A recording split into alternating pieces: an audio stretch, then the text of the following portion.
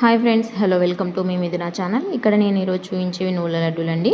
నువ్వుల లడ్డు తయారీ కోసము నేను ఇక్కడ నువ్వులు 2 కప్పులు తీసుకున్నానండి, బెల్లము 2 కప్పులు తీసుకున్నాను, బియ్యము 1 కప్పు తీసుకున్నాను, 4 ఏలాకులు తీసుకున్నానండి.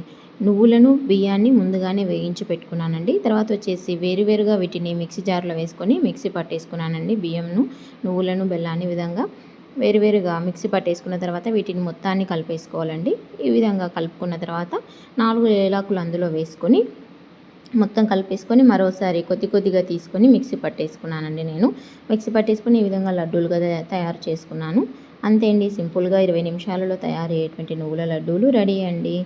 నువ్వుల లడ్డూలు చాలా ఆరోగ్యానికి చాలా మంచిదండి. పిల్లలకైనా పెద్దవారికైనా ఎముకల బలానికి, ముఖ్యంగా ఆడవాళ్ళకి చాలా మంచిదండి. ఇవి మెచ్యూరి టైంలో ఎక్కువగా మనకు పూర్వంలో ఇచ్చేవాళ్ళు కదండి. చాలా బలమైన ఆహారం అండి నువ్వుల లడ్డూలు. Thank you friends. సబ్స్క్రైబ్.